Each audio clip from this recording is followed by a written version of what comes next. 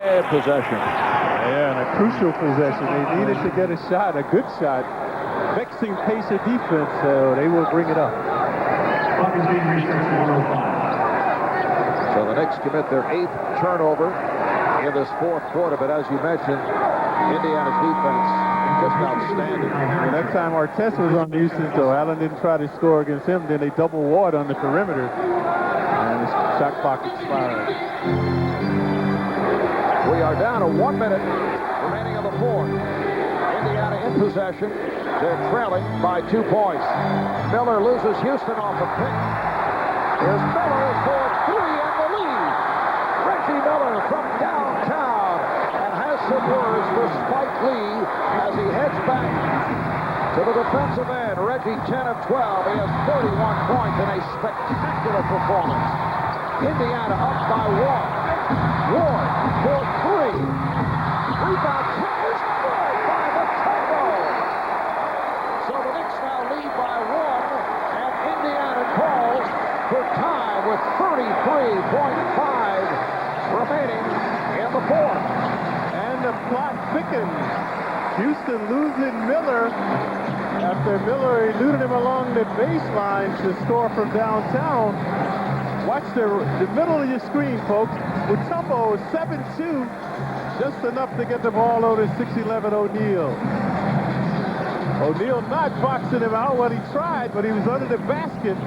So a good effort by Mutombo to score. And this is Miller. Watch this.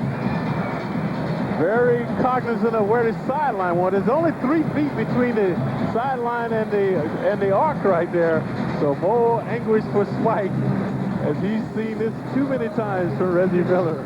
Reggie now 5 of 6 from downtown, and this is first 30-point game since back April the 12th, 2002. Did not have any 30-point games last season. All he has to do is come to the Garden and see the Knicks.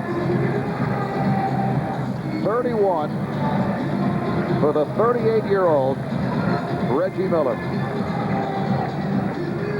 And Miller will have to come up with more if he doesn't want it to be in vain, as the Knicks are clinging to a 1-point lead on the dramatic tip-in by Mutombo. We're down to 33 and 5/10 seconds. Both teams are over the limit. Pacers with 1 timeout remaining. Knicks have 2 left. It's been a terrific game.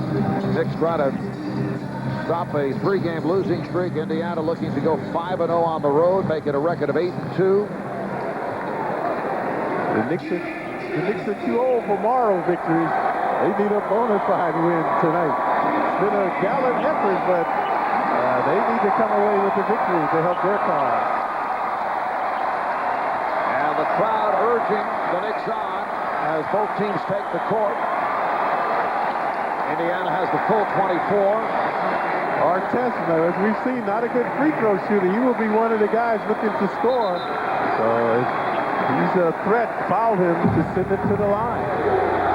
Artest will throw in. Harrington will defend on the inbound. The danger here is focusing too much on Miller. If you double team him, then you're going to leave someone else open. So Houston has to be able to maintain one-on-one with Miller. Artest gets it into Johnson. Here's Miller. O'Neal, who's been off, backing his way, shooting over Mutombo. Rebound is batted around and knocked out of bounds. Last touch by the Knicks with both Ward and Thomas going for the loose ball. No communication that time. Mutombo, good job. Right side of the screen. Thomas had it, lost it. So it's Indiana ball, 22.5 remaining in the 4th. Al Harrington on the inbound. Knicks with a 1-point lead. Now Miller double team. Johnson on test with 10 seconds. Miller, they swing it. Here's Johnson. O'Neal, and the Pacers lead by 3 seconds remaining in the 4th quarter as the Knicks call for time. Redemption for O'Neal. Remember, it was Mutombo who tipped the ball in over O'Neal previously, and this time he retaliates against Mutombo. So he was about 6 feet away canning the jumper. For Jermaine O'Neal, his first points of this second half. He is 5 for 17 from the field. And watch the ball carry over Mutombo. O'Neal quickly going up before Mutombo could deny him. And this was excellent continuity downtown, misfire. The right place at the right time for this 6'11 O'Neal. Normally a three-point shot, you get a deep carom. And that was a very favorable one for O'Neal as he was able to score.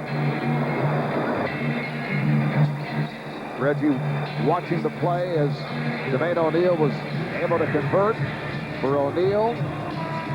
His first field goal of the second half. He had missed his previous 8 shots this second half. Historically, the Knicks have not executed well in this scenario. 3 seconds, half court, game on the line. So they must do it now if they want to prevail tonight. No, it has not gone well in this scenario these past few years. 3 seconds remaining. The Knicks do have one more timeout left if they cannot get it in bounds. Indiana 95 and the Knicks 94. Charlie Ward will throw it in. They line up at the foul line. Ron Artest all over Allen Houston. Crowd on its feet. Anthony Johnson defending on the inbound. Rick Carlisle making some adjustments. Al Harrington walks over to the lineup.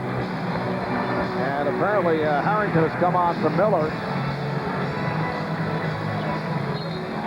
And the Knicks wanted to check out the defensive setup on the part of the Pacers, so they take a timeout. It's their final timeout. That's dangerous.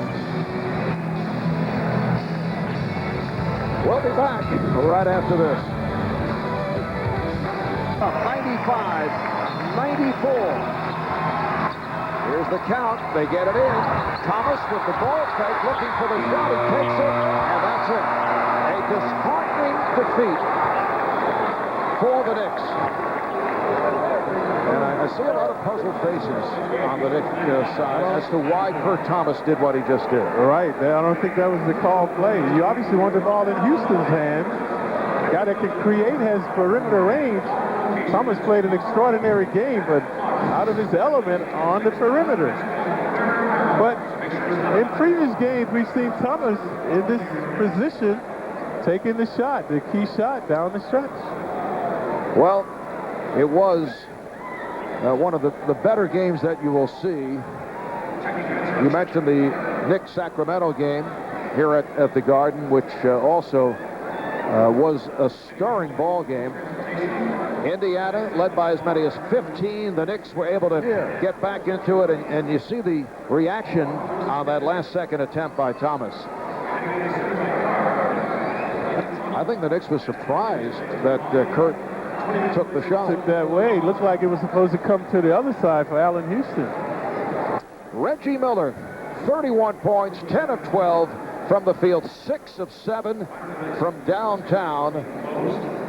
As the Knicks lose their 4th straight, they drop to 2-7. For Indiana, a record of 8 up and 2 down. A look at the play of the game brought to you by Budweiser with a crisp, clean, refreshing taste you'll find in no other beer. This Bud's for you. O'Neal, lackadaisical throughout the game, but right here coming up with the biggest play, big 2-point over Mutombo. And that was the game winner for the Pacers.